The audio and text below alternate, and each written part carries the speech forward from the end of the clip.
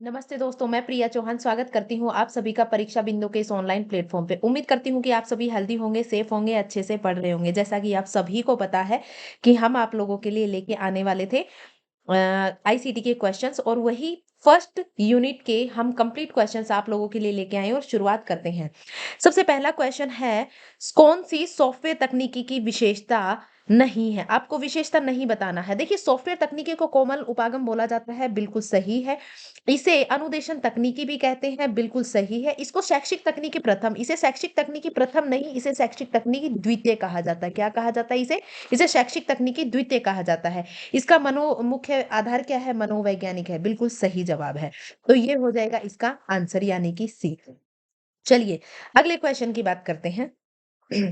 अगला क्वेश्चन है, सॉफ्टवेयर तकनीकी के प्रतिपादक कौन है? जब हम सॉफ्टवेयर तकनीकी के प्रतिपादक की बात करते हैं, ए लुम्सडेन है, बी एफ स्किनर है, ब्रूनर है या आसुबेल है। बहुत सारे विद्यार्थी यहाँ पर कंफ्यूज होते हैं कि सॉफ्टवेयर तकनीकी के। तो देखिए भाई, सॉफ्टवेयर तकनीकी के प्रतिपादक है बी एफ स्किनर, जबकि हार्डवेयर तकनीकी को हार्डवेयर हार्डवेयर तकनीकी को तकनीकी को सर्वप्रथम यूज किया था ए लुम्सडेन ने। ए लुम्सडेन ने। ठीक है, ये याद रखना है। कब? 1964 में। 1964 में। यहाँ पे डिफरेंस याद रखना है। बहुत सारे विद्यार्थी इसमें ए लुम्सडेन कर देते। ए लुम्सडेन इसका नहीं होगा, वो हार्डवेयर तकनीकी का होगा। हार्डवेयर तकनीकी का सर्वप्रथम जो उपयोग है ए लुम्सडेन के द्वारा किया गया था, जबकि सॉफ्टवेयर तकनीकी के प्रतिपादक कौन है? B F Skinner. चलिए, आगे बात करते हैं, स्माइल कार्यक्रम कब प्रारंभ हुआ था? जब हम स्माइल कार्यक्रम की बात करते हैं तो स्माइल कार्यक्रम प्रारंभ हुआ था 13 अप्रैल 2020 को। कब प्रारंभ हुआ था? 13 अप्रैल 2020 को स्माइल कार्यक्रम प्रारंभ हुआ था। चलिए, आगे बात करते हैं कि शिक्षावाणी कार्यक्रम की शुरुआत कब हुई थी? शिक्षावाणी कार्यक्रम की शुरुआत हुई थी 11 मई 2020 को। देखिए, कोरोना के कारण जो शिक्षा प्रभावित हुई थी, उस शिक्षा को निरंतर रखने के लिए जो शिक्षावाणी कार्यक्रम है, ये एक रेडियो प्रोग्राम था। क्या था? ये एक रेडियो प्रोग्राम था। क्या था? ये एक रेडियो प्रोग्राम था। चलिए भाई, आगे बात करते हैं। अगले क्वेश्चन, स्माइल कार्यक्रम किससे संबंधित? ऑनलाइन शिक्षा से संबंधित, शिक्षा से संबंधित, जनजाति या पिछड़े वर्ग? तो भाई, ये ऑनलाइन शिक्षा से संबंधित है। कोरोना के कारण जो शिक्षा प्रभावित हुई थी, उसको निरंतर रखने के लिए ये स्माइल कार्यक्रम चलाया गया था। कब शुरुआत हुई थी इसकी? तो 13 अप्रैल 2020 को इसकी शुरुआत हुई थी। स्माइल कार्यक्रम का पूर्ण रूप क्या है? तो देखिए भाई, स्माइल कार्यक्रम का पूर्ण रूप social media interface for learning engagement, social mobile interface for learning engagement या state media interface for learning engagement. तो वही देखिए, इसका स्माइल का संपूर्ण नाम है social media interface for learning engagement. क्या है? Social media interface for learning engagement है। चलिए भाई, आगे बात करते हैं, कंप्यूटर के जनक के नाम से कौन जाना जाता है? तो देखिए भाई, कंप्यूटर के जनक के नाम से जाना जाता है चार्ल्स बेबेज को। किसको जाना जाता है? चार्ल्स बेबेज को कंप्यूटर के जनक के नाम से जाना जाता है। जबकि अगर आपसे पूछ लेता है सुपर कंप्यूटर का जनक, आपसे पूछ लेता है सुपर कंप्यूटर का जनक, तो देखिए भाई, सुपर कंप्यूटर का जो जनक है, सुपर कंप्यूटर, तो सुपर कंप्यूटर के जनक वो है सैमोर क्रे। कौन है भाई? सैमोर क्रे है। कौन है? सैमोर क्रे है। जबकि भारत में सुपर कंप्यूटर के जनक, किसकी बात करें? भारत में सुपर कंप्यूटर के जनक की बात करते हैं तो वो कौन है? विजय भटकर। कौन है भाई? विजय भटकर। कौन है? Vijay Bhatkar. Super computer computer के जनक कौन है भाई? चार्ल्स बेबेज हैं। जबकि सुपर कंप्यूटर के जनक कौन है? सैमोर क्रे हैं। और भारत में सुपर कंप्यूटर के जनक कौन है? विजय भटकर है। चलिए भाई, आगे बात करते हैं। अगला क्वेश्चन है, कंप्यूटर का ज्ञान उपयोगी है श्रमिकों के लिए, यात्रियों के लिए, अध्यापकों के लिए या उक्त सभी के लिए? जैसा कि आप सबको पता है कि आज हर क्षेत्र में कंप्यूटर की आवश्यकता है। श्रमिकों के लिए बात करें तो देखिए भाई, जो बायोमेट्रिक एंट्री वगैरह होती है वो कंप्यूटर के थ्रू ही होती है। यात्रियों के लिए आप टिकट वगैरह का, अध्यापकों के लिए, आज शिक्षण कार्यों के लिए इसका यूज किया जाता है। तो उक्त सभी हो जाए। चलिए भाई, अगले क्वेश्चन में बात करते हैं, कंप्यूटर का मुख्य कार्य क्या है? प्रदत्त संकलन करना यानी कि डेटा कलेक्शन करना, डेटा स्टोरेज करना, डेटा प्रोसेसिंग करना। तो देखिए भाई, प्रदत्त संकलन यानी वो डेटा का कलेक्शन करता है, डेटा को फिर स्टोर करता है और डेटा को प्रोसेस करके उसे इंफॉर्मेशन में कन्वर्ट कर देता है। जैसे ये हमने उसे डेटा दिया, यहाँ पे वो प्रोसेसिंग हुआ और प्रोसेसिंग होने के बाद जो डेटा है वो अर्थपूर्ण बन जाता है और किसमें कन्वर्ट हो जाता है भाई? वो इंफॉर्मेशन में, यानी कि वो क्या बन जाता है? सूचना बन जाता है। क्या बन जाता है? सूचना बन जाता है। डेटा प्रोसेसिंग के बाद क्या बन जाता है? सूचना बन जाता है, क्योंकि डेटा क्या हो जाता है? अर्थपूर्ण हो जाता है। डेटा क्या हो जाता है? अर्थपूर्ण हो जाता है और ये एक व्यवस्थित क्रम में व्यवस्थित हो जाता है। चलिए, तो आंसर क्या हो जाएगा? उपरोक्त सभी। चलिए आगे बात करते हैं, सूचना संप्रेषण तकनीकी क्या है? विद्यार्थियों में अभिप्रेरणा बढ़ाती है, विद्यार्थियों की निष्पत्ति बढ़ाती है, या उच्च स्तरीय चिंतन को प्रोत्साहित करती है, या उपरोक्त सभी। देखिए, जैसा कि आप सबको पता है कि सूचना संप्रेषण तकनीकी विद्यार्थियों में अभिप्रेरणा भी बढ़ाती है, निष्पत्ति भी बढ़ाती है, उच्च स्तरीय चिंतन को भी प्रोत्साहित करती है, उपरोक्त सभी होगा इसका आंसर। चलिए आगे बात करते हैं, खालिस्तान का प्रयोग नेटवर्क को बाह्य आक्रमण से बचाने के लिए किया जाता है। जैसा कि आप सभी को पता है कि जो फायरवॉल होता है, क्या होता है? फायरवॉल। आप फायरवॉल को क्या मान सकते हो? किसी भी बिल्डिंग के बाहर बैठा हुआ जो गार्ड होता है, क्या होता है? जो गार्ड होता है वो किसकी तरह होता है? वो फायरवॉल मान सकते हो आप उसे। क्या मान सकते हो उसे? आप फायरवॉल मान सकते हो। देखिए भाई, जिस प्रकार से गार्ड का काम होता है कि बिल्डिंग में आने वाले हर किसी पर नजर रखना, बिल्डिंग में जो भी लोग आएंगे उन पर नजर रखना, उनकी मॉनिटरिंग करना, और ये ध्यान देना कि कोई अनचाहा व्यक्ति या अनऑथोराइज पर्सन इसमें जा तो नहीं रहा है। उसी प्रकार से फायरवॉल का काम होता है, जो नेटवर्क है उस पर आने वाले जो भी पैकेट्स हैं, जो भी फाइल्स हैं, उन पर ये नजर रखता है और उनके ट्रैफिक को कंट्रोल करता है। ये काम होता है फायरवॉल का। चलिए भाई आगे बात करते हैं। आगे है आईसीटी से अभिप्राय क्या है? तो आईसीटी की ये फुल फॉर्म पूछना चाह रहा हूं। आईसीटी की फुल फॉर्म है इंफॉर्मेशन कम्युनिकेशन टेक्नोलॉजी। क्या होती है भाई? इंफॉर्मेशन कम्युनिकेशन टेक्नोलॉजी, और कहीं कहीं पे इसे इंफॉर्मेशन एंड कम्युनिकेशन टेक्नोलॉजी भी कहा जाता है। Information and communication communication communication technology, technology भी कहा जाता है। चलिए आगे बात करते हैं, शिक्षा में सूचना संप्रेषण तकनीकी का प्रयोग कौन कौन से हैं? तो जब भी हम शिक्षा में सूचना संप्रेषण तकनीकी के प्रयोग की बात करते हैं, तो देखिए, संसाधनों में सूचना संप्रेषण तकनीकी का प्रयोग, शिक्षण में सूचना संप्रेषण तकनीकी का प्रयोग, शिक्षकों की व्यवसायिक प्रगति में सूचना संप्रेषण तकनीकी का प्रयोग। तो देखिए भाई, आप सबको पता होना चाहिए कि हर एक कार्य के लिए आज सूचना संप्रेषण तकनीकी की आवश्यकता है। तो इसका आंसर क्या हो जाएगा? उपरोक्त सभी। चलिए आगे बात करते हैं, सूचना संप्रेषण तकनीकी के मुख्य कार्य कौन से हैं? सूचनाओं का संग्रहण करना, बिल्कुल भाई, सूचनाओं का संग्रहण करता है। सूचनाओं का हस्तांतरण करना, यानी कि एक स्थान से सूचनाओं को दूसरे स्थान पर भेजना, ट्रांसफर करना। सूचनाओं का पुनरुत्पादन करना, बिल्कुल। तो ये आंसर क्या हो जाएगा? उपरोक्त सभी होता है।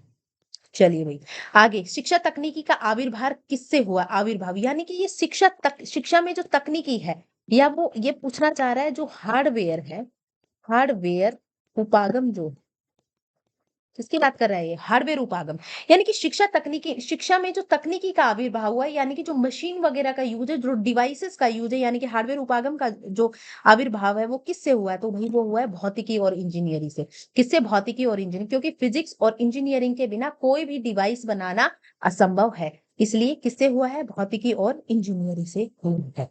चलिए भाई आगे बात करते हैं, कौन सा कंप्यूटर सहायक अनुदेशन का प्रकार है? किसका? सहायक अनुदेशन का प्रकार नहीं है, नहीं बताना है। तो देखिए, सूचना कंप्यूटर सहायक अनुदेशन बिल्कुल है, सूचनात्मक कंप्यूटर सहायक अनुदेशन होता है, अनुरूपित प्रकार का अनुदेशन होता है, शैक्षिक गेम के रूप में भी अनुदेशन होता है, लेकिन रिकॉर्डिंग मशीन वाला नहीं होता है। तो आंसर क्या हो जाएगा? डी, यानी कि रिकॉर्डिंग मशीन। चलिए भाई आगे बात करते हैं, मुख्यतः शैक्षिक कंप्यूटर प्रयुक्त किया जाता है शोध उपकरण हेतु, शिक्षण अधिगम हेतु, प्रबंधन उपकरण हेतु, या उपरोक्त सभी। तो देखो भाई, इसे शोध उपकरण के लिए भी यूज किया जाता है, शिक्षण अधिगम के लिए भी किया जाता है, प्रबंधन उपकरण हेतु भी किया जाता है, यानी कि उपरोक्त सभी। आंसर क्या हो जाएगा? उपरोक्त सभी। चलिए भाई आगे बात करते हैं, कंप्यूटर सह अधिगम की विशेषता, हमें कंप्यूटर सह अधिगम की विशेषता बतानी। शिक्षण कार्य आसान हो शिक्षक का, यहाँ पे क्या है? शिक्षक है, शिक्षक का शिक्षण कार्य आसान हो जाता है, बिल्कुल सही है। पाठ्यक्रम आसानी से पूरा हो जाता है, बिल्कुल सही है। तो ये सारी बातें हैं, यानी कि इसने ना विशेषता, देखो बातें तो सारी ही सही है, लेकिन हमें इसमें से बेस्ट आंसर चूज करना है। क्या आंसर चूज करना है? बेस्ट आंसर चूज करना है। तो देखिए, बेस्ट आंसर चूज करने के लिए कंप्यूटर सह अधिगम की जो मुख्य विशेषता है वो बतानी है। तो देखिए भाई, कंप्यूटर सह अधिगम से देखो, शिक्षण कार्य आसानी से हो जाता है, पाठ्यक्रम भी आसानी से पूरा हो जाता है, प्रतिभाशाली बालकों के लिए उपयोगी। ये केवल प्रतिभाशाली बालकों के लिए उपयोगी नहीं है, हर बालक के लिए ही उपयोगी है, विद्यार्थी अपनी गति से सीख सकता है। तो इनमें से जो सबसे इंपॉर्टेंट है वो ये है, सबसे इंपॉर्टेंट कौन सा है? कि विद्यार्थी इसमें अपनी गति से सीख सकता है, जितनी देर तक उसे पढ़ना है, जिस गति से उसे पढ़ना है, वो उस गति से पढ़ सकता है। ठीक है, ये शिक्षक है यहाँ पे, है ना? हमें इसमें से बेस्ट देना था, तो इसके लिए बेस्ट क्या है कि भाई विद्यार्थी अपनी गति से सीख सकता है, इसलिए कंप्यूटर सह अधिगम की ये मेन विशेषता है। इसे कंप्यूटर असिस्टेड लर्निंग भी बोला जाता है। क्या बोला जाता है? Computer assisted assisted learning. चलिए भाई आगे बात करते हैं। आगे है निम्न में से संप्रेषण प्रक्रिया का मुख्य भाग नहीं है। संप्रेषण प्रक्रिया का देखिए संदेश भेजना बिल्कुल है। जब इस संप्रेषण यानी कि जब आप किसी से कम्युनिकेशन करते हो, क्या करते हो? कम्युनिकेशन करते हो यानी कि सूचनाओं का आदान प्रदान करते हो। तो कि भाई सूचनाओं का आदान प्रदान करना है तो आपको उसे संदेश भेजना पड़ेगा, यानी कि सूचना भेजनी है, संप्रेषण करना है, उससे वार्तालाप करनी है, तो मैसेज भेजना पड़ेगा। मैसेज भेजने के लिए आपको मैसेज बनाना पड़ता है। देखिए ये मैसेज जांचना नहीं होता, मैसेज आपको भेजना है, मैसेज आपको बनाना पड़ेगा। मैसेज लिखने के बाद आप उसे सेंड करेंगे, वो एक माध्यम से जाएगा, फिर रिसीवर उसे रिसीव करेगा और उसका फीडबैक देगा। लेकिन संदेश को जांचा नहीं जाता है। चलिए भाई आगे बात करते हैं। श्रेष्ठ संप्रेषण होता है उसके सिद्धांत क्या है? तो हमें श्रेष्ठ संप्रेषण के सिद्धांत बताने, सूचनाओं की स्पष्टता बिल्कुल होनी चाहिए, सूचनाओं का प्रसारण होना चाहिए, पर्याप्त सूचनाएं होनी चाहिए, यानी कि उपरोक्त सभी। यानी कि क्या हो जाएगा? उपरोक्त सभी। भाई सूचना कोई भी आप भेज रहे हो तो वो समझ आनी चाहिए आसानी से। सूचना एक स्थान से दूसरे स्थान पर जाएगी तभी तो सूचना का मतलब हुआ कि भाई वो इंपॉर्टेंट है, वो पहुंचे एक दूसरे तक। सूचना पर्याप्त होनी चाहिए ताकि वो आसानी से समझ में आ जाए। तो आंसर क्या होगा? उपरोक्त सभी। आगे बात करते हैं। सूचना एवं संप्रेषण तकनीकी यानी कि आईसीटी में सम्मिलित है इंटरनेट, शैक्षिक दूरदर्शन, ईमेल या उपरोक्त सभी। तो देखिए भाई आप सूचना एवं संप्रेषण तकनीकी में ये सारी चीजें ही शामिल है। इंटरनेट भी है, शैक्षिक दूरदर्शन भी, ईमेल भी है, यानी कि उपरोक्त सभी। आगे बात करते हैं। विद्युत मस्तिष्क के रूप में सर्वाधिक लोकप्रिय एवं ज्ञान को अद्यतन बनाने वाली सहायक सामग्री क्या है? तो देखिए भाई विद्युत मस्तिष्क के रूप में जब अगर बात हो रही है तो विद्युत मस्तिष्क के रूप में आपको पता होगा कि विद्युत मस्तिष्क के रूप में कंप्यूटर को इस्तेमाल किया जाता है। किसको किया जाता है? कंप्यूटर।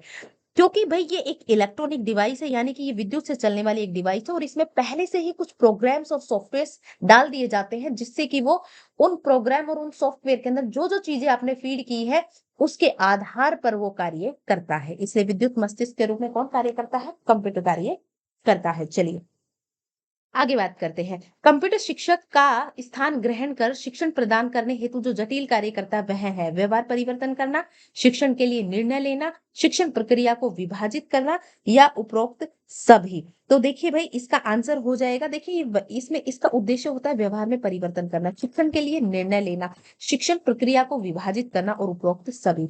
देखिए जब जो कंप्यूटर होता है वो शिक्षक का स्थान लेता है तो वो कंप्यूटर असिस्टेड लर्निंग बन जाता है, आई बन जाता है, कंप्यूटर असिस्टेड इंस्ट्रक्शंस बन जाता है, ये कंप्यूटर असिस्टेड लर्निंग। यानी कि जब कंप्यूटर के आधार पर इंस्ट्रक्शन दिए जाते हैं तो उसी पे कंप्यूटर के आधार पर बच्चा सीखता है। कंप्यूटर असिस्टेड लर्निंग यानी कि कंप्यूटर के क्या बोलते हैं, कंप्यूटर के आधार पर जब वो लर्न करता है ना, उसे अधिगम करता है, उसे सीखता है। और ये कंप्यूटर के आधार पर जब उसका अनुदेशन किया जाता है, उसे निर्देश दिए जाते हैं, उसे इंस्ट्रक्शन दिए जाते हैं, जैसे टीचर समझाता है उसी तरीके से। तो उसका उद्देश्य क्या होता है भाई? बालक के व्यवहार में परिवर्तन करना है। शिक्षण के लिए जो निर्णय है वो कंप्यूटर लेता है। शिक्षण प्रक्रिया को इसमें विभाजित कर देते हैं। मान लीजिए ये कितना बड़ा चैप्टर है तो उसे छोटे छोटे भागों में विभाजित करके और फिर आपस में एक दूसरे को इंटरलिंक करके फिर उसे समझाया जाता है, यानी कि उपरोक्त सभी। सूचना एवं संप्रेषण तकनीकी के शिक्षा के क्षेत्र में कौन से मुख्य लक्ष्य हैं? तो भाई देखो शिक्षा एवं अनुसंधान जनित विषय सामग्री का अधिकाधिक संचार करना बिल्कुल सही है। वर्तमान पीढ़ी को साइबर शिक्षा एज में भली भांति स्थापित करना बिल्कुल सही है, क्योंकि अगर जो साइबर एज चल रहा है अगर आप उसके साथ नहीं चलोगे तो आप पिछड़ जाओगे। डिजिटल पुस्तकालय स्थापित करना, क्योंकि आप सभी को पता है कि डिजिटल पुस्तकालय यानी कि माई बुक लो ऐप वगैरह ये क्या है? डिजिटल पुस्तकालय ही तो है। क्योंकि भाई ऐसा हो सकता है कि हम हर चीज को भौतिक रूप से तो सहेज कर नहीं रख सकते, लेकिन अगर हम चाहें तो डिजिटल रूप में सहेज कर उसे हमेशा हमेशा के लिए रख सकते हैं, यानी कि आंसर क्या हो जाएगा? उपरोक्त सभी। चलिए अगले क्वेश्चन की बात करते हैं। अगला क्वेश्चन है शिक्षा में सूचना संप्रेषण तकनीकी की आवश्यकता क्यों है? देखिए भाई शिक्षा की मांग की पूर्ति, जैसा कि आप सबको पता है कि कोरोना आया, कोरोना के कारण सबको महसूस हुआ कि भाई शिक्षा केवल उसी स्थान पर जाकर नहीं ली जा सकती है। अगर ये अभी कंप्यूटर का इंटरनेट का जमाना चल रहा है, पूरा संपूर्ण विश्व ग्लोबल विलेज बन चुका है, तो भाई ऐसे में शिक्षा भी तो घर पर बैठ के ली जा सकती है। और उस समय शिक्षा के महत्व का समझ आया कि डिजिटलीकरण का कितनी आवश्यकता थी और ये कदम पहले ही उठाया जा चुका था, यानी कि हम घर बैठे हुए कोरोना काल में भी शिक्षा ग्रहण कर पा रहे थे। विद्यार्थियों की आवश्यकता अनुसार विषय वस्तु प्रस्तुत की जा सकती है। बिल्कुल भाई, अगर कोई चीज आपको समझ नहीं आ रही तो पिक्चर दिखाकर, आपको छोटी सी उसकी शॉर्ट वीडियो दिखाकर उसके माध्यम से आपको समझाया जा सकता है। अध्ययन अध्यापन को अधिक सरल बनाता है। देखिए भाई, शिक्षक या तो लिखेगा या बोलेगा, बहुत सारे कार्य करने थे, लेकिन जैसे ही उसे डिजिटल प्लेटफॉर्म मिल जाता है तो शिक्षक के लिए वो कार्य करना आसान हो जाता है। और भी यानी कि उपरोक्त सभी। चलिए भाई, आगे बात करते हैं। कंप्यूटर कार्यक्रम के मुख्य चरण कौन से हैं? समस्या की सूची बनाता है, समस्या को चरणबद्ध करता है, रेखा चित्र द्वारा विस्तार से चरण स्पष्ट करता है, उपरोक्त सभी। तो देखिए भाई, जब भी कोई प्रॉब्लम कंप्यूटर को पता चलती है तो कार्यक्रम क्या होता है? तो देखिए भाई, सबसे पहले तो समस्या का पता लगाता है, समस्या क्या है और समस्या कौन कौन सी है, उनको एक सिस्टमैटिक ऑर्डर में उन्हें अरेंज करता है, यानी कि उसको चरणबद्ध करता है, और फिर उसका रेखा चित्र बनाता है, और फिर उसको स्पष्ट करता है, यानी कि उसका सॉल्यूशन निकालता है। चलिए भाई, आगे बात करते हैं सूचना संप्रेषण तकनीकी। तो देखिए भाई, विद्यार्थियों में अभिप्रेरणा बढ़ाती है, विद्यार्थियों की निष्पत्ति बढ़ाती है, उच्च स्तरीय चिंतन को प्रोत्साहित करती है, उपरोक्त सभी। तो देखिए भाई, सूचना संप्रेषण जो तकनीकी है वो ये सभी कार्य ही करती है। विद्यार्थियों की में अभिप्रेरणा बढ़ाती है, विद्यार्थियों की निष्पत्ति बढ़ाती है, उच्च स्तरीय चिंतन को प्रोत्साहित करती है, उपरोक्त सभी। चलिए भाई, आगे बात करते हैं। दो या दो से अधिक व्यक्तियों के मध्य तथ्यों, विचारों, मतों तथा भावनाओं का आदान प्रदान करना क्या कहलाता है? अंतःक्रिया करना, प्रेषण, संप्रेषण या सहसंबंध। तो देखिए भाई, जब दो या दो से अधिक व्यक्ति आपस में तथ्यों का, विचारों का, मतों का या भावनाओं का आदान प्रदान करते हैं तो उसे संप्रेषण कहा जाता है, यानी कि कम्युनिकेशन कहा जाता है। क्या कहा जाता है? कम्युनिकेशन कहा जाता है, यानी कि संप्रेषण कहा जाता है, यानी कि सूचनाओं का आदान प्रदान करना कहा जाता है उसे। चलिए भाई, आगे बात करते हैं। आगे है शैक्षिक तकनीकी, जिसका उद्गम भौतिक विज्ञान एवं अभियांत्रिकी से हुआ। तो देखिए भाई, भौतिक विज्ञान एवं अभियांत्रिकी से किसका हुआ है? कठोर उपागम का हुआ है। किसका हुआ है? कठोर उपागम का हुआ है। और शैक्षिक तकनीकी प्रथम का हुआ है। यानी कि मैं बोल सकती हूँ ए व सी दोनों। क्या हो जाएगा? ए व सी दोनों हो जाएगा। क्या हो जाएगा आंसर? ए व सी दोनों हो जाएगा। क्या हो जाएगा आंसर? ए व सी दोनों। शैक्षिक तकनीकी प्रथम और कठोर उपागम या हार्डवेयर अप्रोच या हार्डवेयर उपागम एक ही बात है। इसका मतलब एक ही है। चलिए भाई, आगे बात करते हैं। कंप्यूटर में प्रोग्राम किसे कहते हैं? कंप्यूटर में आगम देने की प्रक्रिया को, या कंप्यूटर किसी विशिष्ट भाषा में लिखे गए निर्देशों का समूह, या कंप्यूटर चालू या बंद करने का समूह, या कंप्यूटर में आउटपुट देने की प्रक्रिया। तो देखिए भाई, कंप्यूटर में प्रोग्राम जो होता है एक विशिष्ट भाषा यानी कि स्पेसिफिक लैंग्वेज में लिखे हुए इंस्ट्रक्शंस का सेट होता है। इसे सेट ऑफ इंस्ट्रक्शंस कहा जाता है। Set of instructions in a specific language. एक विशिष्ट भाषा में लिखे गए निर्देशों के समूह को ही क्या कहा जाता है? प्रोग्राम कहा जाता है। और प्रोग्राम से मिलकर ही क्या बनता है? सॉफ्टवेयर बनता है। अनुप्रयोग के आधार पर कंप्यूटर को कितने प्रकार में वर्गीकृत किया जाता है? देखिए भाई, जब भी हम अनुप्रयोग के आधार पर कंप्यूटर के वर्गीकरण की बात करते हैं तो उसे 3 प्रकार से बांटा जाता है। कैसे कैसे? Analogue computer, digital computer, digital computer, और तीसरा होता है हाइब्रिड कंप्यूटर। Hybrid computer. अब देखिए भाई, एनालॉग कंप्यूटर वो होता है जो भौतिक गणनाएं करता है, जो भौतिक गणनाएं करता है। जैसे कि आपके पेट्रोल पंप पर पेट्रोल को डीजल में मापने का काम है। एमीटर हो गया आपका, क्योंकि वो करंट की उसको मापता है। और वोल्टेज होता है, जो कि जो वोल्ट मीटर होता है, जो वोल्टेज को मापता है। तो आपका वोल्ट मीटर हो गया, आपका एम मीटर हो गया, आपका पेट्रोल पंपर हो गया, आपका पेट्रोल पंप पर जो कंप्यूटर लगाता है वो हो गया, आपका स्पीडोमीटर हो गया, जो आपकी गाड़ी में लगा हुआ रहता है, जो कि आपकी गति को मापता है। डिजिटल कंप्यूटर वो होते हैं जो कि हर डेटा को डिजिटल रूप में सेव करते हैं। डिजिटल यानी कि डिजिट्स, डिजिट्स यानी कि अंक, अंक यानी कि कौन कौन से 0 और 1, यानी कि किस पर आधारित होता है? ये बाइनरी सिस्टम पर आधारित होता है। किस पर? बाइनरी सिस्टम पर आधारित होता है। बाइनरी का अर्थ ही होता है दो, और दो नंबर कौन कौन से होते हैं? दो डिजिट्स कौन कौन से होते हैं? 0 और 1। यानी कि ये हर डेटा को डिजिट्स के रूप में सेव करता है। हाइब्रिड क्या होता है भाई? जो एनालॉग डेटा को डिजिटल में कन्वर्ट कर देता है। किसमें कन्वर्ट कर देता है? डिजिटल डेटा में कन्वर्ट कर देता है। डिजिटल डेटा में कन्वर्ट कर देता है। देखिए भाई, जैसे आपके हॉस्पिटल में आपकी हार्ट बीट जो होती है उसको मापने वाली जो यूनिट होती है वो वैसे तो एनालॉग होती है, एनालॉग कंप्यूटर होता है। लेकिन जब वो डेटा को सेव करता है या डेटा आपको देता है, आपकी प्रिंट निकाल के जो देता है, वो उसको किस में सेव करता है? वो डिजिटल फॉर्म में डेटा को सेव करता है। किसमें? डिजिटल फॉर्म में डेटा को सेव करता है। यानी कि ये हाइब्रिड कंप्यूटर हॉस्पिटल वगैरह में, डिजिटल आपको मैंने बताई दिया, आपके जितने भी कंप्यूटर्स है जो जनरली आप यूज करते हैं वो डिजिटल फॉर्मेट में ही होते हैं, क्योंकि वो डिजिट्स की फॉर्मेट में ही डेटा वो सेव करते हैं। एनालॉग मैंने आपको बता दिया है। चलिए भाई आगे बात करते हैं। एनालॉग कंप्यूटर का उदाहरण कौन सा है? इसमें से मैंने अभी आपको बताया था स्पीडोमीटर है, ये एनालॉग कंप्यूटर का उदाहरण है, जबकि ये किसके है? डेस्कटॉप, लैपटॉप, टैबलेट वगैरह ये आपके डिजिटल कंप्यूटर के उदाहरण है। आगे बात करते हैं, अंकों यानी कि बाइनरी डिजिट के रूप में उपलब्ध डेटा पर कौन सा कंप्यूटर कार्य करता है? तो देखिए भाई, अंक यानी कि डिजिट्स, और डिजिट्स पर कौन सा कंप्यूटर कार्य करता है? डिजिटल कंप्यूटर कार्य करता है।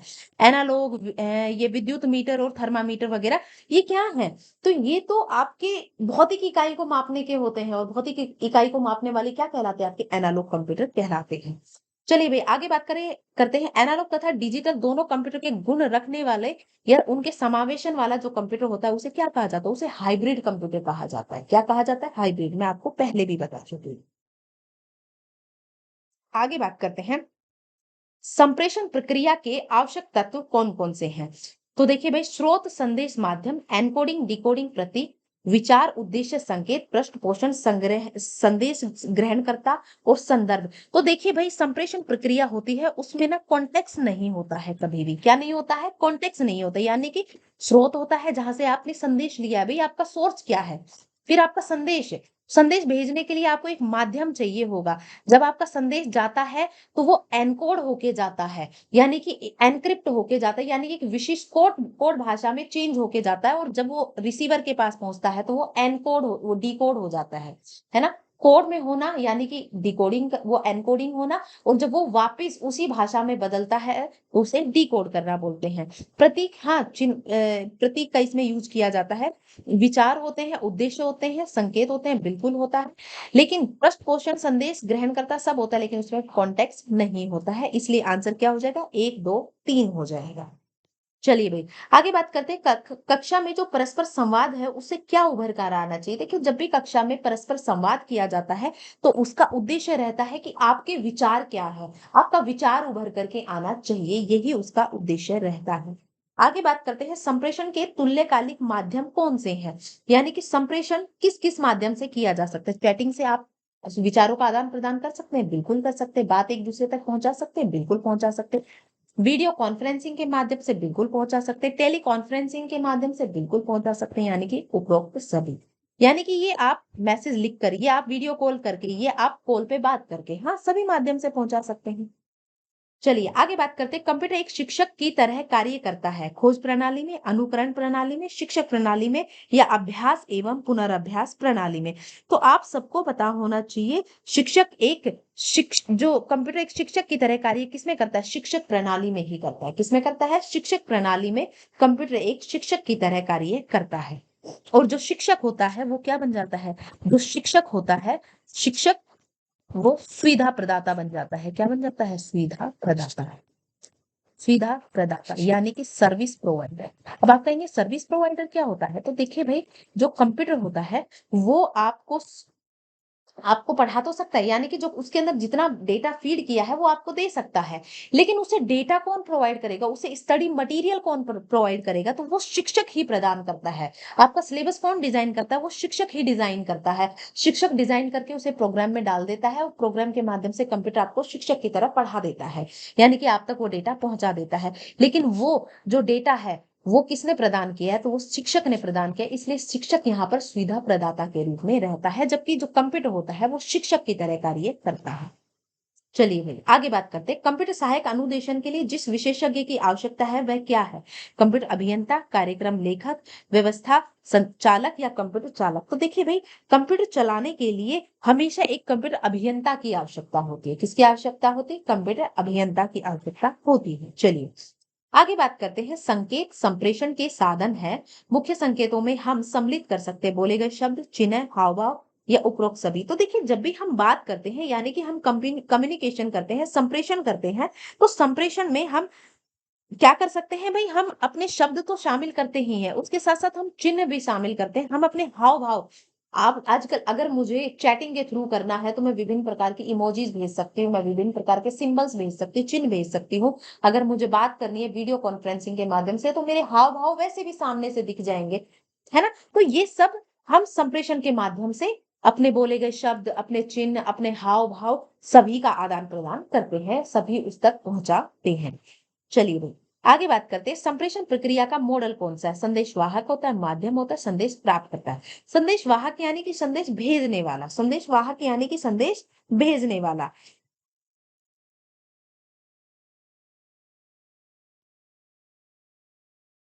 चलिए भाई, संदेश वाहक यानी कि संदेश भेजने वाला। तो देखिए भाई क्या होता है, ये सेंडर होता है, ये सेंडर होता है।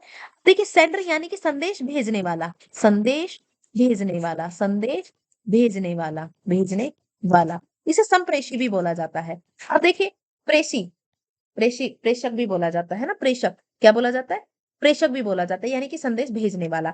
अब जब आपका संदेश जाएगा तो वो किसी ना किसी माध्यम से तो जाएगा, किसी ना किसी मीडियम से तो जाएगा, और वो मीडियम से जाकर के किसे मिलेगा? रिसीवर को मिलेगा। इसलिए मैं आपसे बोलती हूँ कभी कभी अगर हिंदी समझ ना आए तो ये सेंडर है, ये क्या है? सेंडर है। ये क्या है? ये मीडियम है। ये क्या है? मीडियम है। और ये क्या है? रिसीवर। ये क्या है? रिसीवर है। तो यही इसका मॉडल होता है। चलिए आगे बात करते हैं। प्रभावशाली संप्रेषण की आवश्यकता क्यों है ना? प्रभावशाली संप्रेषण की आवश्यकता क्यों है भाई?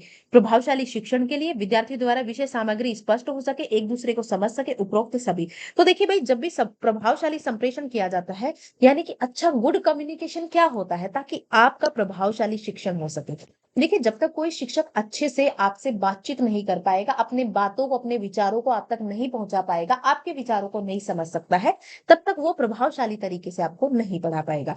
और जब आपको प्रभावशाली तरीके से आपसे घुल-मिल ही नहीं पा रहा, अपने विचारों की अभिव्यक्ति नहीं कर पा रहा है, आपके विचारों को समझ नहीं पा रहा है, तो वो आपको विषय सामग्री कैसे स्पष्ट कर पाएगा? यानी कि विषय सामग्री स्पष्ट करने के लिए उसका आपके साथ अच्छा संप्रेषण होना ज़रूरी है। तभी वो एक-दूसरे को समझ सकते हैं और अच्छा वो कहते हैं ना, अच्छा टीचर और शिक्षक और विद्यार्थी के बीच में भी एक अच्छा संप्रेषण होना चाहिए, एक अच्छा गुड कम्युनिकेशन होना चाहिए, ताकि बच्चे को जो चीजें पढ़ा रहे हैं, समझा रहे हैं, वो समझ सके, और बच्चे की भावनाओं को भी शिक्षक समझ सके, और शिक्षक जो समझाना चाह रहे हैं वो भी बच्चा समझ सके। तो ये सब जरूरी होता है। आईसीटी सह शिक्षण विद्या प्रयुक्त करने पर पहला, अध्यापक की आवश्यकता नहीं रहेगी। दूसरा, अध्यापक पर कार्यभार अत्यधिक हो जाएगा। तीसरा, अध्यापक की भूमिका सुविधा प्रदाता के रूप में रहेगी। अध्यापक की भूमिका केंद्रित हो जाएगी। तो अभी भी मैंने बताया था, जब आपका आईसीटी सह शिक्षण विद्या प्रयुक्त करते हैं हम, तो उसमें जो कंप्यूटर होता है वो शिक्षक की भूमिका निभाता है। किसकी भूमिका निभाता है? कंप्यूटर शिक्षक की भूमिका निभाता है। जबकि जो शिक्षक होता है वो सर्विस प्रोवाइडर बन जाता है, सुविधा प्रदाता बन जाता है। क्योंकि कंप्यूटर खुद से कभी भी आपके लिए स्टडी मटेरियल तैयार नहीं कर सकता, खुद से स्टडी मटेरियल डिजाइन नहीं कर सकता, क्योंकि उसका आईक्यू 0 होता है। वो हमेशा शिक्षक ही करता है। चलिए भाई आगे बात करते हैं, संप्रेषण का कार्य क्या है? अभिप्रेरणा, सूचना का आदान प्रदान करना, शिक्षा एवं प्रशिक्षण, या उपरोक्त सभी। तो देखिए भाई आप सभी को पता होना चाहिए कि जो संप्रेषण है वो क्या होता है।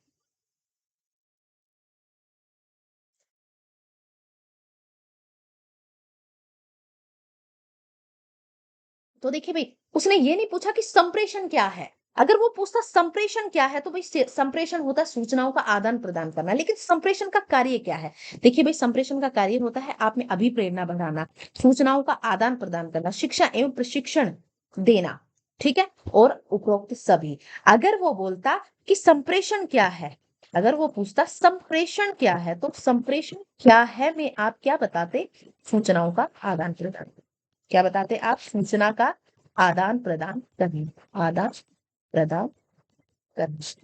ये डिफरेंस है दोनों में। कार्य की पूछे तो भाई ये संप्रेषण किस लिए किया जाता है? ताकि विद्यार्थियों में अभिप्रेरणा, या जो सामने वाला है उसमें अभिप्रेरणा बढ़ाई जा सके, उस तक सूचना का आदान प्रदान किया जा सके, उसे शिक्षा और प्रशिक्षण दिया जा सके, यानी कि उपरोक्त सभी।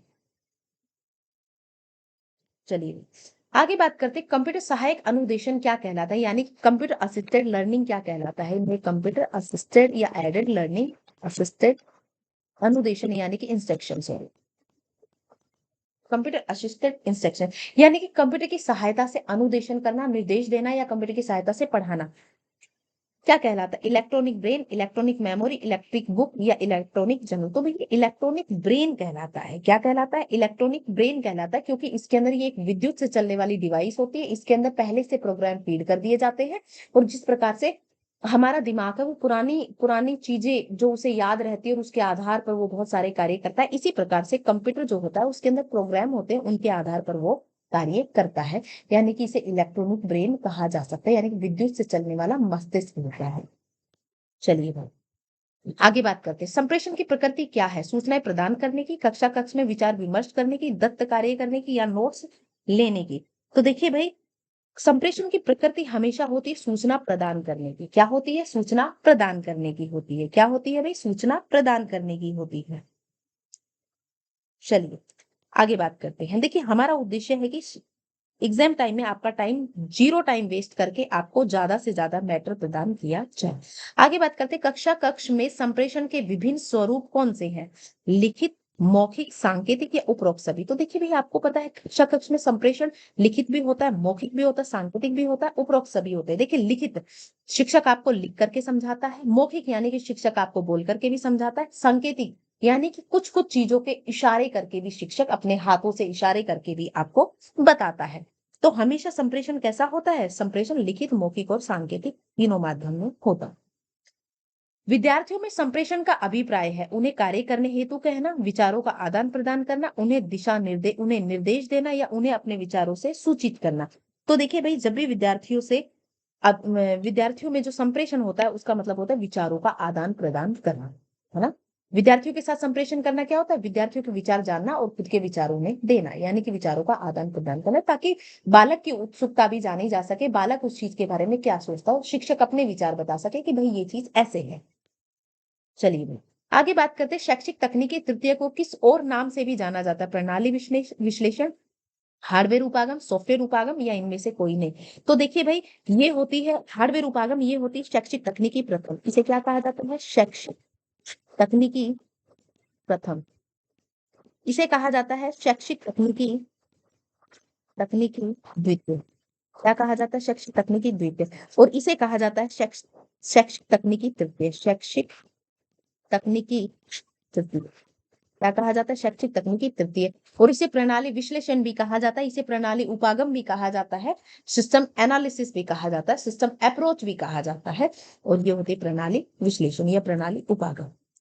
चलिए, कौन सी सॉफ्टवेयर तकनीकी की विशेषता नहीं है? यह कोमल तकनीकी है, बिल्कुल। इस अनुदेशन तकनीकी भी कहते हैं, बिल्कुल कहते हैं। इसको शैक्षिक तकनीकी प्रथम भी कहा जाता, नहीं भाई, इसको शैक्षिक तकनीकी प्रथम नहीं कहा जाता, इसे शैक्षिक तकनीकी द्वितीय कहा जाता है। इसका मुख्य आधार मनोविज्ञान है, बिल्कुल है भाई। जिस प्रकार से हार्डवेयर तकनीक का मुख्य आधार भौतिक और इंजीनियरिंग है, उसी प्रकार शैक्षिक तकनीकी का मुख्य आधार मनोविज्ञान है। जबकि जो आपकी प्रणाली उपागम या प्रणाली विश्लेषण है, उसका मुख्य आधार क्या है? वैज्ञानिक। क्या है? उसका मुख्य आधार वैज्ञानिक है, जबकि सॉफ्टवेयर का क्या है? मनोविज्ञान है। और हार्डवेयर का है भौतिकी और आपका इंजीनियरिंग। सूचना एवं संचार प्रौद्योगिकी क्या है? सूचना एवं संचार प्रभावशाली सूचना की प्रक्रिया है, मूल्यांकन की प्रक्रिया, प्रदत्त एकत्रीकरण की प्रक्रिया है, या आंतरिक तकनीकी की प्रक्रिया है। तो आप सभी को पता होना चाहिए, सूचना एवं संप्रेषण तकनीकी है प्रभावशाली सूचना की प्रक्रिया, यानी कि आप तक सूचना को प्रभावशाली तरीके से पहुंचाना, ताकि आपको वो चीजें समझ आ सके, आपको मोटिवेट किया जा सके, आपके लेक्चर को या आप तक सूचना पहुंचाने के तरीके को इंटरेस्टिंग बनाया जा सके, ताकि आप उसे पढ़ें। चलिए भाई आगे बात करते हैं, सूचना प्रौद्योगिकी के कार्य क्या है? सूचनाओं का संग्रहण करना, सूचनाओं का संप्रेषण करना, सूचनाओं की प्रोसेसिंग करना, उपरोक्त सभी। तो देखिए भाई, सूचना प्रौद्योगिकी के कार्य ये सारे के सारे ही होते हैं, यानी कि सूचनाओं का संग्रहण करता है, सूचनाओं का संप्रेषण यानी कि सूचनाओं को एक स्थान से दूसरे स्थान पर पहुंचाना, सूचनाओं की प्रोसेसिंग करता है, यानी कि जो डेटा होता है उसे प्रोसेस करके एक अर्थपूर्ण डेटा के रूप में बनाया जाता है, जिसे सूचना बोला जाता है। प्रोसेसिंग होती है सूचना, डेटा प्रोसेसिंग होता है, उसी के बाद वो सूचना बनता है, यानी कि क्या हो जाएगा? उपरोक्त सभी। चलिए भाई आगे बात करते हैं, सूचना प्रौद्योगिकी युग का सूत्रपात किसके आविष्कार के कारण हुआ है? तो भाई कंप्यूटर के आविष्कार के कारण हुआ है। आगे बात करते हैं, कंप्यूटर शब्द की उत्पत्ति अंग्रेजी के कंप्यूट शब्द से हुई है, जिसका अर्थ होता है निर्माण करने वाला, गणना करने वाला, तेज चलने वाला या जोड़ने वाला। तो भाई इसे कहा जाता है गणना करने वाला। देखिए जो कंप्यूटर है वो लैटिन भाषा के, किसके? कहीं कहीं आपको अंग्रेजी लिखा रहेगा, लेकिन आपको याद रखना है लैटिन। लैटिन को आप प्रायोरिटी दोगे, अंग्रेजी और लैटिन दोनों आ जाता तो आपको लैटिन को प्रायोरिटी देना है। अन्यथा अगर लैटिन अवेलेबल नहीं है तो आप अंग्रेजी शब्द को प्रायोरिटी दे सकते हैं। कंप्यूटर इसका अर्थ क्या होता है? अर्थ होता है गणना करना, गणना करना। ठीक है, इसलिए कंप्यूटर का अर्थ क्या हो गया? गणना करने वाला, गणना करने वाला। तो क्या हो गया? गणना करने वाला। चलिए भाई आगे बात करते हैं। वह स्वचालित इलेक्ट्रॉनिक जो प्रोग्राम के नियंत्रण द्वारा किए गए अपरिष्कृत आंकड़ों को अर्थपूर्ण सूचनाओं में परिवर्तित कर सकती है, क्या कहलाती है? प्रिंटर, कंप्यूटर, सॉफ्टवेयर या हार्डवेयर? तो देखिए भाई अपरिष्कृत आंकड़ों को, अपरिष्कृत आंकड़े क्या कहलाते हैं? डेटा कहलाते हैं। ये प्रोसेसिंग होती है ना, ये प्रोसेसिंग होती है और क्या बन जाता है? अर्थपूर्ण आंकड़े, जिसे हम क्या कहते हैं? इंफॉर्मेशन कहते हैं। क्या कहते हैं भाई? इंफॉर्मेशन। यानी कि ये अपरिष्कृत आंकड़े होते हैं, अपरिष्कृत आंकड़े होते हैं और ये क्या बन जाते हैं यहाँ पे? अर्थपूर्ण, अर्थपूर्ण डाटा व आंकड़े। ठीक है, और ये किसके द्वारा किए जाते हैं? कंप्यूटर के द्वारा किए जाते हैं। चलिए भाई आगे बात करते हैं सॉफ्टवेयर तकनीकी के प्रतिपादक कौन है? तो आप सभी को पता होना चाहिए, सॉफ्टवेयर तकनीकी के प्रतिपादक है बीएफ स्किनर और हार्डवेयर तकनीकी सर्वप्रथम ए लुम्सडेन के द्वारा 1964 में यूज की गई। आगे बात करते हैं, आईसीटी को परिभाषित किया गया है सूचना एवं संप्रेषण तकनीकी। दूसरा है विभिन्न तकनीकी उपकरण तथा संसाधन के रूप में जिससे सूचना और संप्रेषण, सृजन, प्रसार, संग्रहण तथा प्रबंधन किया जा सके। तीसरा इंटरनेट का उपयोग करते हुए छात्रों द्वारा सूचना एवं संप्रेषण तकनीकी का उपयोग। और चौथा है सूचना एवं संप्रेषण के लिए तकनीकी उपकरणों का उपयोग। तो इसमें क्या पूछा है भाई? आईसीटी के लिए। तो देखिए भाई आईसीटी को परिभाषित कैसे कर सकते हैं? तो कि ऐसा तकनीकी उपकरण या संसाधन जिससे हम सूचनाओं का संप्रेषण कर सके, यानी कि सूचना को एक स्थान से दूसरे स्थान पर भेज सके, कम्युनिकेट कर सके, सूचना का प्रसार कर सके, यानी कि सूचना को फैला सके, है ना, सूचनाओं का सृजन कर सके, सूचनाओं को स्टोर करके रख सके और सूचनाओं को मैनेज करके रखा जा सके, है ना। तो इसका क्या हो जाएगा? बी। चलिए भाई आगे बात करते हैं। निम्नलिखित में से कौन सी अधिगम परिस्थिति आभासी अधिगम वातावरण का रूप नहीं है? ई अधिगम, विचारात्मक विवेचनात्मक अधिगम, ऑनलाइन अधिगम या मिश्रित अधिगम? तो देखिए भाई इनमें से कौन सी अधिगम परिस्थिति आभासी अधिगम वातावरण का रूप नहीं है? आभासी अधिगम वातावरण का रूप कौन सी नहीं है? देखिए भाई आभासी यानी कि वर्चुअल, यानी कि वर्चुअल, आभासी यानी कि वर्चुअल, है ना। और जो विचारात्मक और विवेचनात्मक जो होती है वो आभासी नहीं होती है। ऑनलाइन अधिगम ये वर्चुअल होता है, यानी कि जो वास्तविक रूप में आपके सामने प्रेजेंट नहीं रहता है, जो आपको आभासी होता है। आपको लगता है कि ये क्लास मेरे सामने चल रही है, लेकिन वो आभास है आपका, वो क्लास तो दूर से चल रही होती है। मिश्रित अधिगम, तो इसमें क्या हो जाएगा? विचारात्मक एवं विवेचनात्मक अधिगम। क्या हो जाएगा भाई? विचारात्मक एवं विवेचनात्मक अधिगम। चलिए आगे बात करते हैं। मूक का पूरा नाम क्या है? तो भाई मूक का पूरा नाम है मैसिव ओपन ऑनलाइन कोर्सेज। क्या होता है? Massive open online courses. और ये एक ऐसा प्लेटफॉर्म है ना, ये एक ऐसा प्लेटफॉर्म है जहां पर फ्री ऑफ कॉस्ट यानी कि बिना पैसा दिए शिक्षण और प्रशिक्षण का कार्य करवाया जा सकता है, जिसमें आप किसी क्षेत्र, राज्य नहीं, बिल्कुल अपितु संपूर्ण देश और विश्व के शिक्षकों से शिक्षण और प्रशिक्षण का कार्य कर सकते हैं, यानी कि शिक्षण और प्रशिक्षण ले सकते हैं, वो भी बिना किसी फीस के, यानी कि ओपन होता है, ये फ्री होता है। ठीक है, चलिए आगे बात करते हैं। CIET का पूरा नाम क्या है? किसका? CIET का पूरा नाम निम्नलिखित में से क्या? केंद्रीय शैक्षिक प्रौद्योगिकी संस्थान, केंद्रीय शैक्षिक प्रसारण संस्थान, समग्र शैक्षिक प्रौद्योगिकी संस्थान या सामान्य शैक्षिक प्रौद्योगिकी संस्थान? तो देखिए भाई CIET का जो पूरा नाम है वो होता है आपका केंद्रीय शैक्षिक प्रौद्योगिकी संस्थान। क्या होता है? केंद्रीय शैक्षिक प्रौद्योगिकी संस्थान होता है। केंद्रीय प्रौद्योगिकी शैक्षिक संस्थान यानी कि central institute of education, central institute of education, central institute of education, central institute of education होता है। चलिए भाई आगे बात करते हैं। निम्न में से कौन शिक्षण अधिगम प्रक्रिया से प्रत्यक्ष संबंधित नहीं है? CAL, CBL, CAI या CAMI? तो देखिए भाई, आप सभी को पता है CAL क्या होता है? Computer assisted learning.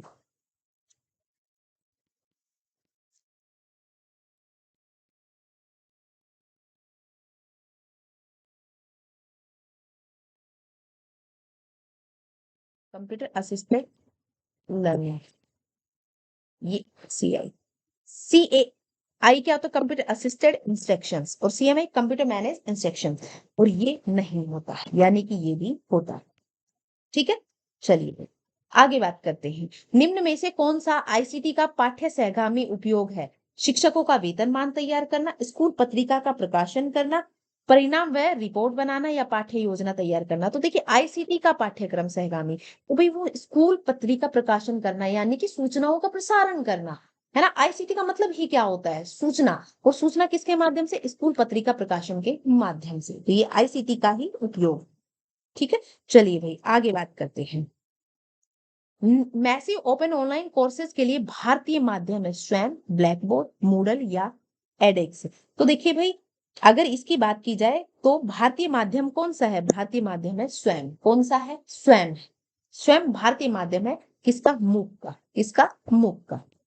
इसका है भाई मूक का। ये भारतीय माध्यम है स्वयं। चलिए आगे बात करते हैं। साक्षात मानव संसाधन विकास मंत्रालय द्वारा ICT यानी कि सूचना एवं संप्रेषण तकनीकी पर लाई गई एक किताब है, एक परियोजना है, एक अभियान है या वन स्टॉप पोर्टल है? तो भाई साक्षात क्या है? साक्षात एक वन स्टॉप पोर्टल है। क्या है साक्षात? साक्षात एक वन स्टॉप पोर्टल है, जो कि किसके द्वारा? मानव संसाधन एवं विकास मंत्रालय द्वारा, जो कि आज किसका? शिक्षा मंत्रालय बन चुका है, उसके द्वारा, उसके द्वारा जो ICT है उस पर लाई गई एक वन स्टॉप पोर्टल है, जिस पर आपकी सभी समस्याओं का समाधान किया जा सकता है। चलिए भाई, शैक्षिक तकनीकी के मृदु उपागम के जनक कौन है? किसके पूछ रहे भाई? मृदु। मृदु उपागम यानी कि सॉफ्टवेयर अप्रोच, यानी कि सॉफ्टवेयर अप्रोच, यानी कि सॉफ्टवेयर अप्रोच की बात कर रहा है। यानी कि आपका सरल उपागम, यानी कि मृदु उपागम, यानी कि शैक्षिक तकनीकी प्रथम की बात कर रहा है। और शैक्षिक तकनीकी प्रथम के जो जनक हैं वो कौन है भाई? BF Skinner. चलिए, सूचना एवं संप्रेषण तकनीकी द्वारा शिक्षा एक राष्ट्रीय अभियान के संदर्भ में कौन सा कथन असत्य नहीं है? ई विषय वस्तु का उत्पादन करना, जैविक उपस्थिति प्रमाणन, तीसरा है विद्यालयों का तकनीकी के क्षेत्र में बाहर रखना, और चौथा है किताबी ज्ञान को समाप्त करना। तो देखिए भाई, सूचना एवं संप्रेषण तकनीकी का जो विशेष उद्देश्य है वो क्या है? ई विषय वस्तु का उत्पादन करना। क्या है भाई? ई विषय वस्तु का। भाई ये जैविक उपस्थिति प्रमाणन के लिए नहीं है। ठीक है, विद्यालयों की तकनीकी क्षेत्र से भाई विद्यालयों को तकनीकी क्षेत्र में शामिल करना है, इसलिए ये भी किताबी ज्ञान को समाप्त करना नहीं है, बल्कि किताबी ज्ञान का डिजिटलीकरण करना है, यानी ई विषय वस्तु के रूप में उसे कन्वर्ट करना है, ताकि हर विद्यार्थी के लिए वो उपलब्ध हो सके। ICT से आशय क्या है? अंतरराष्ट्रीय संप्रेषण तकनीकी, भारतीय तकनीकी उपयोग, सूचना एवं संप्रेषण तकनीकी, सूचना तकनीकी का आदान प्रदान। तो ये उसका आशय पूछ रहा है, तो आशय क्या है? सूचना एवं संप्रेषण तकनीकी।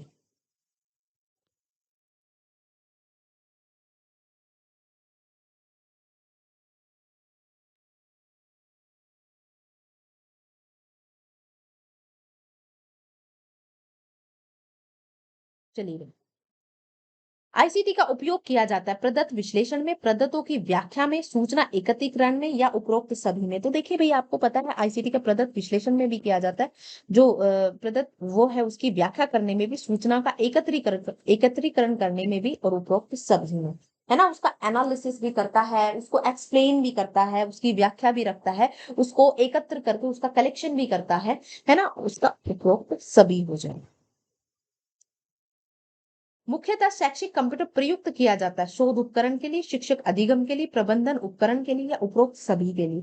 तो आप सभी को पता है, शोध कार्यों के लिए भी किया जाता है, शिक्षक अधिगम के लिए भी, शिक्षण अधिगम के लिए, है ना, शिक्षण अधिगम के लिए, शिक्षण अधिगम के लिए, प्रबंधन उपकरण के रूप में भी किया जाता है, उपरोक्त सभी, यानी कि डेटा को मैनेज करके भी रखता है ये सूचनाओं को, या डेटा को बहुत सारा होता है उसको एक साथ मैनेज करके रखता है। शिक्षक अधिगम कार्य के लिए भी इसे यूज करता है, शिक्षण अधिगम के लिए भी इसका यूज किया जाता है, और शोध उपकरण के रूप में भी इसका यूज किया जाता है, यानी कि उपरोक्त सभी।